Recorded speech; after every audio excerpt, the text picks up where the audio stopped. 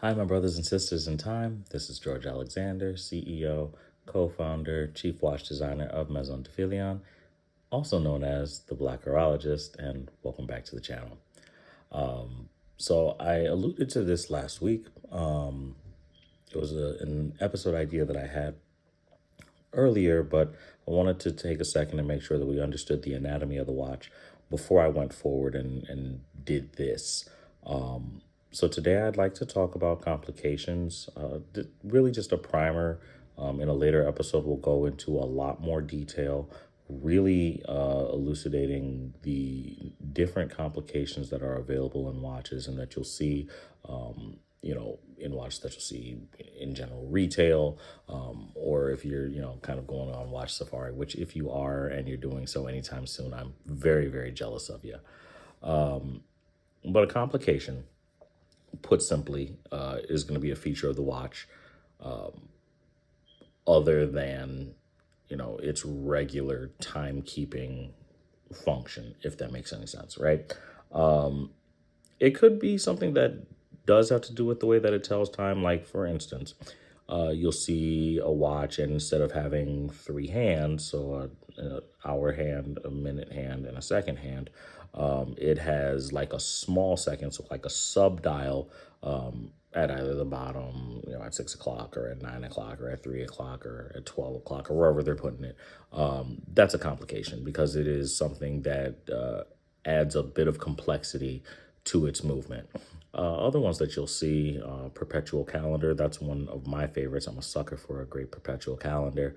Allows you to keep the day, the month, even the year, and leap years and be accurate up till I think with Beauvais' example, like, was it year 2400 with the Grand Recital, and I'll explain in a later episode what I'm talking about because I'm sure that none of that means anything to any of you just yet.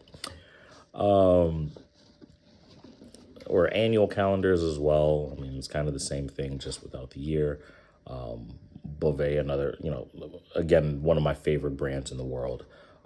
They just introduced a timepiece that has kind of solved the issue of daylight savings in high end timekeeping. So they're my pick to win La Gaille d'Or, which again I will explain in a later episode.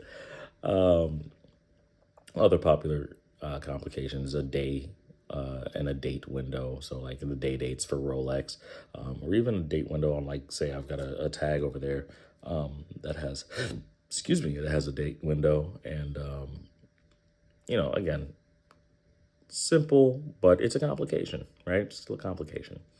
Other ones you might see, a chronograph. So that's going to have like that stopwatch function, a tachometer, the things that kind of add to the mystique and the value of your timepiece. So don't shy away from complications or complicated watches. Obviously, they all have their place in their day. Oh, another one, and I'd be remiss if I forgot to mention this complication. It's one of my favorites. It's my oldest daughter's favorite. She's 6. Eden, I love you. The moon phase. My wife can attest to the fact that this child will design watches and every single one of them has a moon phase on it. And obviously it does, as its name suggests, it shows you the phase of the moon. Or even your GMTs, where you can keep track of 2 time zones at once. Great for traveling. Really, really great for traveling, especially if you're away from home and you want to, know what time it is back home. So again, there's a lot of different complications. Some of them are very utilitarian in nature. Some of them are just really, really cool. You get things like a tourbillon, which I will have a completely separate episode discussing just that, because I feel that as one of the hallmarks of great watch making and timekeeping, it deserves more than a couple of seconds for me to go into, and that may be what I cover on the next episode, is just going straight into tourbillons and explaining what they are, how they work, and why they're so cool, because they are. Yeah, there's no shortage of complications. I mean, you have some timepieces that have hundreds and hundreds of complications, a whole lot of components making up their movement and subsequently their, entire timepiece. So I'm not a super complicated watch guy. I don't favor a ton of complications. I do like a cleaner watch. But I have a great appreciation for the more complicated ones. Like I've said before, there are watch brands that have inspired me, and I have another episode planned for that. But just to name a few, I mean, you've got Beauvais, you've got Piaget, you've got MB&F, you've got Cartier. All of those have inspired me as a watch designer, as a watch fan.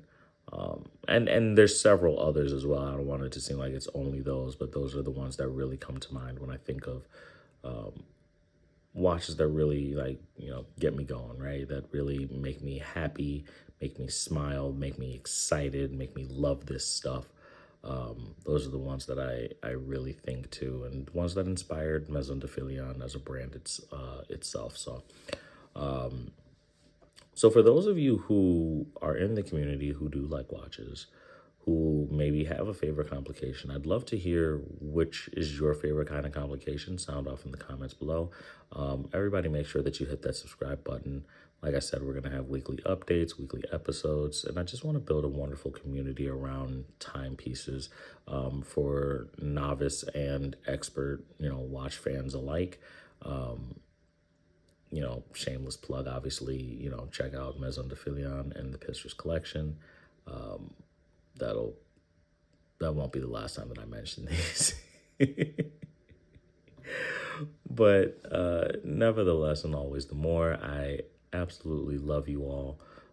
Thank you for tuning in. Honestly, y'all, this is very therapeutic for me. Moment of transparency. I love timepieces. They're one of the things that keep me out of the dark, I guess. As someone who suffers from anxiety and depression, finding something as interesting as this rabbit hole into time has really helped me a lot. And I really hope that it can help someone out there too, because it's given me so much, and I want to be able to use the watch industry to give back to and pay it forward to someone else who may need it. So, like I said, I want to build this community. I want to hear from you all. Tell me your favorite watch. Tell me your favorite complication, whether it's in your collection or on your wish list. I would really love to hear it, and I'd love to engage with all of you. And, maybe one day we'll be able to read these comments and talk about them and really sound off. So, again, I love you all. Have a wonderful weekend and week. I'll see you right back here next Friday. And wear your watches in good health. And always, always, always remember that we need to live life in celestial motion. Love you all. Bye.